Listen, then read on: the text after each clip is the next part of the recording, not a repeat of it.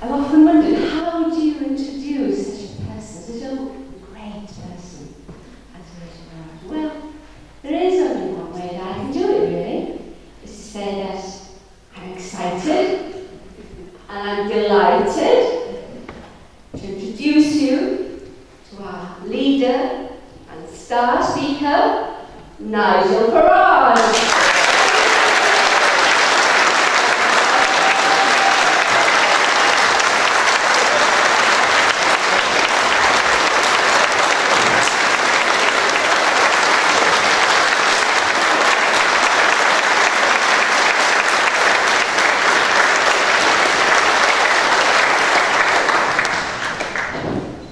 Well, good evening, everybody. I must say, that's a much nicer welcome than I had in Edinburgh the other week. Yeah, I've been travelling around a bit lately. I've been to Edinburgh several times.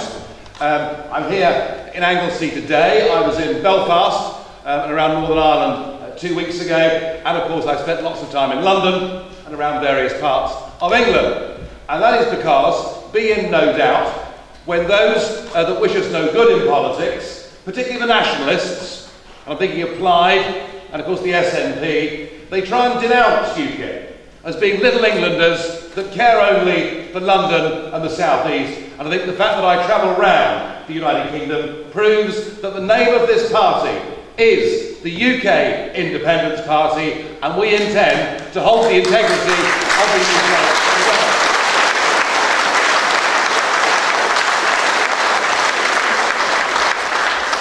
We argue about how much power London and Westminster should have, and how many devolved powers go to Cardiff or to Belfast or indeed to Edinburgh. We've all forgotten the big picture. And the big picture is that none of us, neither England, Wales, Scotland or Northern Ireland, none of us are independent countries, because we're all part of the European Union, and the real debate is let's get back the independence, self-governance, pride and self-respect of this nation before we discuss our own internal arrangements. Let's get our country back. That's what we're trying to say.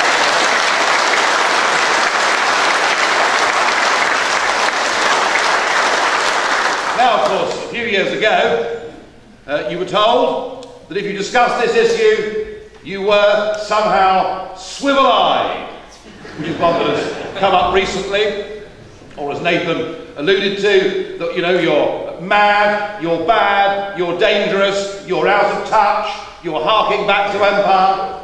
And indeed David Cameron, when he became leader of the Conservative Party, said, we must not bang on about Europe. You see, they believed, our politicians, they believed that nobody really cared about this, that it was just an intellectual debate, that just a few letter writers to the Times were worried about, and that ordinary folk didn't care. Well, they were wrong, because we've woken up right across the four corners of our nation. We've woken up to the fact that being part of the European Union is actually rather different to the common market that people voted for 40 years ago. There's one or two in this room over the age of 55 who, I would hazard a guess, voted yes in that, as my mum and dad did, believing it was about trade, believing it was about cooperation, and it's turned into something different. And it does affect everybody's lives. Because at a time when we're being told we must tighten our belts, that finances are tough, people are now asking themselves, why on earth in the face of that are we giving away a gross £53 million a day to an organisation whose accounts have not been signed off by the auditors for the last 18 years in a row? So people do care about how much membership of this union costs. And I tell you, there's not a single small business.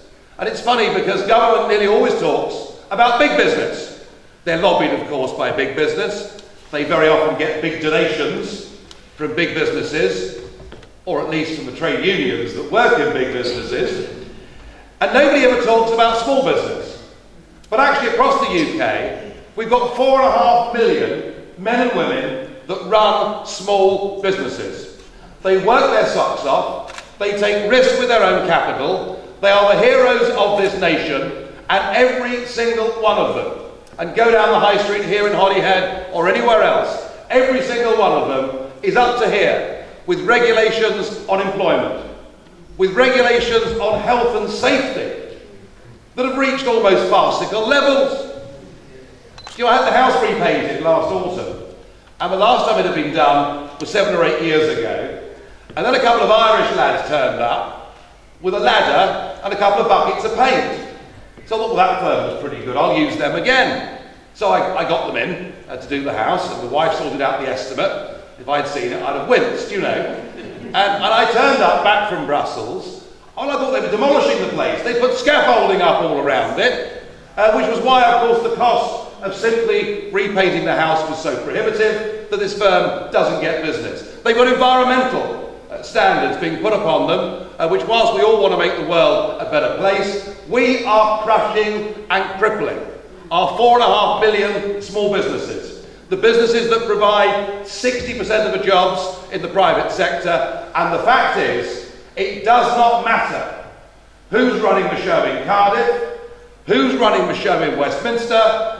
Regardless who we vote for, we've got to face up to the fact that 75% of the laws that are made in our country every year are made by the institutions of the European Union, and there is nothing we can do as voters at general elections to change any of those regulations. And if you think about it, we were the country that actually developed the very concept of parliamentary democracy.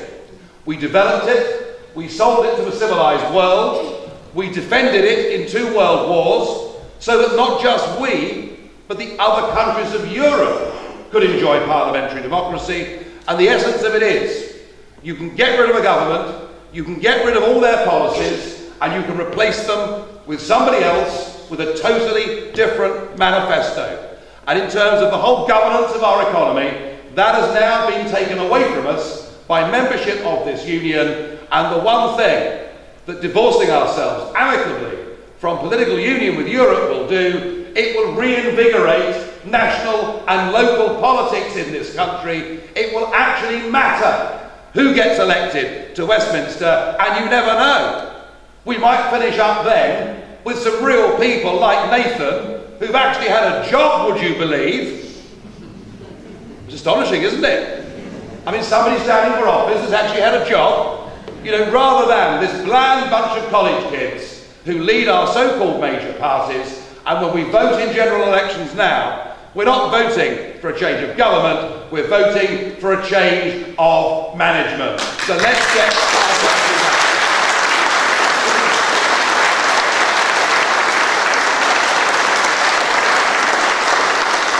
And of course, the other issue that has woken people up to the fact that membership of this union is not just some intellectual debate that only a few people worry about. No, it's the issue of immigration that I think has done more than any other single factor to wake people up as to the truth of what EU membership means. You know, when we were in the EEC, the EC, the EU, with countries like France and Germany and Italy, frankly, open borders made no difference, because no more of us went to work abroad than had done 20 or 30 years previously. And certainly people didn't move around the EU because one country was comparatively very much richer than another country. But when we opened the doors in 2004 to those former communist East European countries, I thought at the time it was pretty obvious what would happen. And indeed, I was one of only 3 British MEPs to vote against totally opening the door. Of course, we were much mocked and derided for doing so, and the Home Secretary at the time, David Blunkett, said it would lead to an extra 13,000 people a year. Well, there's more than 13,000 coming in every week, because the figures are truly eye-watering.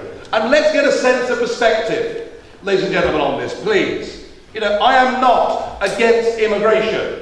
We as a party are not against immigration per se, but we want controlled immigration, and we want to make sure that we choose who is coming to this country, to make sure they've got skills, to make sure they haven't got criminal records, to make sure they haven't got life-threatening illnesses, the responsible and sensible thing to do, and to make sure that you put the interests of your own people first, is to control your borders and to do it like the Australians do, to do it strictly, to make sure that people that come add and benefit our society. That's a good immigration policy.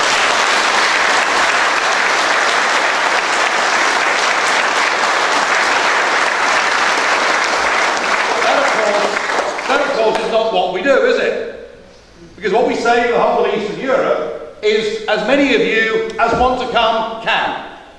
Now, what has that led to? It's led to a massive oversupply in the unskilled labour market, and many unscrupulous big employers deliberately choosing Eastern European migrant labour, frankly, because it's cheaper. Well, from the point of view of a big business, I can perhaps understand that, but it's not cheaper for the country, is it? Now that we have 1 million of our 16 to 24-year-olds, double the number it was in 2004, unemployed. That doesn't make sense. And it's not good economically, but also it isn't good socially. You know, lots and lots of youngsters, particularly young men, I would suggest, you know, loafing around street corners actually has very dire social consequences as well. And what about those men and women out there with skills? Well, what they found, particularly those working on the building sites and in the construction industry, is that their average level of pay since 2004 has fallen, in many cases, by as much as 50%. And what that has led to is a knock-on where our 16 and 18-year-old school leavers, now, with the exception of plumbing, which still pays incredibly well, but with the exception of plumbing, our 16 and 18-year-olds are not being encouraged to go and learn trades and skills because they know it isn't paying properly. And that doesn't make sense either. And what really doesn't make sense is that now that the social security rules have changed, you can come into this country from anywhere in Eastern Europe, and if you say you're self-employed seeking work, you can claim job seekers allowance on day one and housing benefit within a few weeks. Now, I'm sorry, and I repeat the point I made earlier. We are not against anybody. But frankly, the benefit system, the social security system in this country, should be for British people that have in many cases paid into this for generations, and nobody should be entitled to claim child benefit or any of a whole long list of benefits until they've been and worked in this country for at least 5 years, obeyed the law and paid their taxes.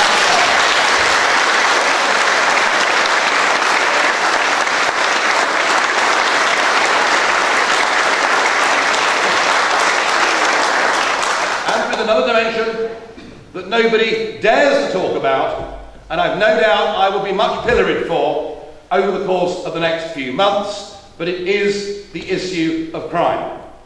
And I'm sorry, but Romania as a country just has not properly recovered from communism.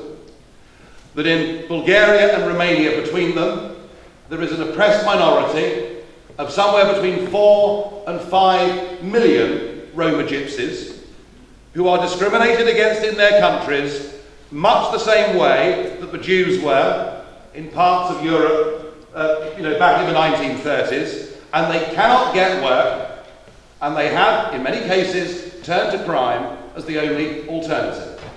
Even before we open the doors next January unconditionally to 28 million poor people from Romania and Bulgaria, even before then, we've got some coming into the country already.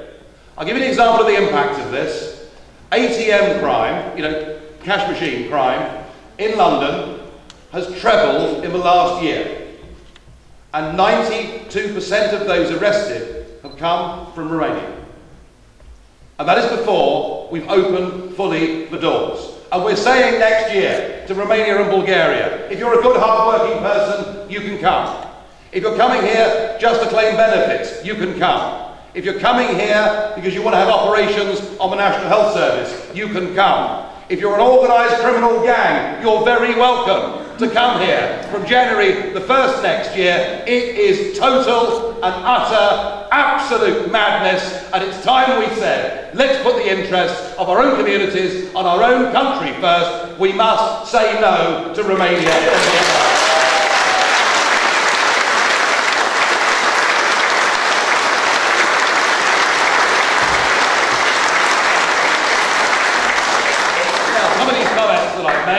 Apply, of course, all over the United Kingdom, though the worst impacts of it have been felt on London and the South East at this stage. Though don't think, with large concentrations there, that it won't begin to affect the rest of the United Kingdom. And these were the big messages that really allowed us to do as well as we did in the English County Council elections on May the 2nd this year. You know, I've always been a wild optimist in everything I've ever done. But even I could scarcely believe that UKip got nearly a quarter of the vote standing in those elections. I have to say, I think we were helped very considerably by Kenneth Clarke, who on the Sunday before the election was interviewed in his garden in Nottinghamshire wearing this bizarre turtleneck creation and looking like he'd been dragged through a hedge backwards after a heavy Saturday night, proceeded to call UKip a bunch of clowns. And it's funny, isn't it? But actually, very often in politics, if you abuse the opposition, it actually backfires. But we've been gaining ground in by-elections, and we've been gaining ground across the political spectrum in England. Again, you can read some newspapers that will tell you that UKip just picks up Tory votes, as if this idea that we should govern ourselves, look after our own people and control our borders is somehow a left-wing or a right-wing issue. It isn't, is it? It's just plain common sense. And that is why we're drawing support from across the spectrum. That is why actually our strongest by-election results, with the exception of Eastleigh, have all been in old Labour areas in the north of England. Here in Wales, we managed to win one of the 4 European parliamentary seats back in 2009. And I am really confident that here in Anglesey, with a candidate of the calibre that we have, and with the campaign that we've mounted, that we are going to produce next Thursday a score here that actually catapults us up the political agenda in Wales. And I believe if we do that, then we can cause an earthquake in Welsh politics next year. Because again, this idea, and it's the Welsh media telling you this, oh, in Wales, we think differently about Europe, we're all pro-European. Oh, no, you're not. Oh, no, you're not. And in fact, the most recent opinion poll showed that actually, as many people in Wales want to leave the European Union and get back our democracy as they do in England. And another opinion poll, which came out this morning from YouGov, and it's pure coincidence that I'm here on the day that it's out, but that showed that if there were elections to the National Assembly for Wales tomorrow, UKip would get 16% and win 8 seats on the Assembly. Ladies and gentlemen, we are on our way as a political force in Wales. We're on our way as a political force here in Anglesey. And once again, it isn't because this European thing is abstract. Just look at what's happened to the aluminium smelter here. Closed down because of a change in European regulations and condemned forever after to having expensive electricity because we've decided we're going to cover our uplands and our seascapes with ugly, useless, disgusting, bird-chomping wind turbines which don't actually work.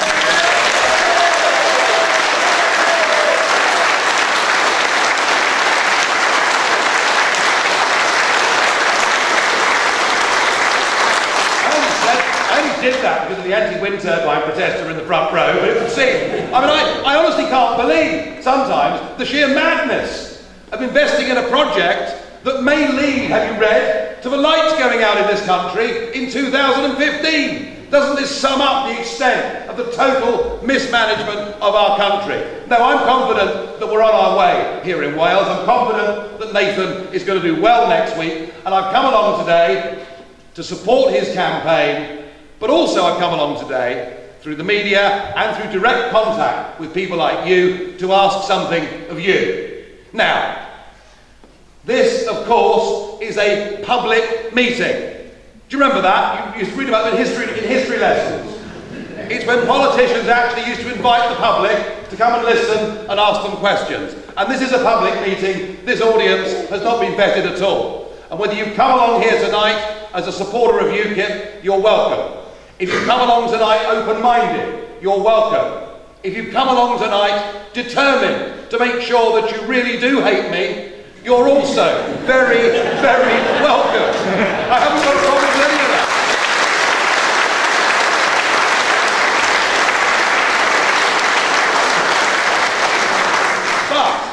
But for those of you that have come along tonight and agree with the sentiments that are being expressed from this platform, agree with us that something must be done, that some real people need to be re-injected into politics, that some common sense needs to come back to our lives, that we should determine to make sure we hand on the freedoms that we inherited to our children and grandchildren. To those of you in this room who are now disposed that way, I'm asking for your help. Now let's just have a little bit of audience participation. Can I see hands up in the audience, please, those who are paid up members of UKip? And hands up those who are not members of UKip. Would you lock those doors? Right, so 70% of you who are here tonight are not members of UKip. And I'm asking you to help us. You know, this has been a David v Goliath battle. It's been us up against everybody. Labour, Lib Dem, Conservative, Plaid, they all believe we should be part of this union. They're all happy for most of our laws to be made somewhere else. None of them question open border immigration. None of them understand the struggling and the striving of our small businesses. All of them are happy for the state to control yet more elements of our lives. We've had, I'm afraid, some huge prejudice, particularly in the early days, against us from many of the broadcasters and from some of the newspapers, though that is now beginning to change. But this is, and it has been, a huge uphill battle, and yet we're changing the political landscape and the whole debate in British politics. And the more of you that decide this cause is worth fighting for, the more of you that leave here tonight resolving that you will put your shoulder to the wheel, not just here in Anglesey in the run-up to next Thursday, but on an ongoing basis, the sooner we will get back our birthright, our ability to run, govern, manage our own country, say we're proud to be British, and to remember that whilst we want to be friends with our neighbours in Europe, we should re-engage with the rest of the world, and the English-speaking Commonwealth would be a very good place to start. Thank you very much.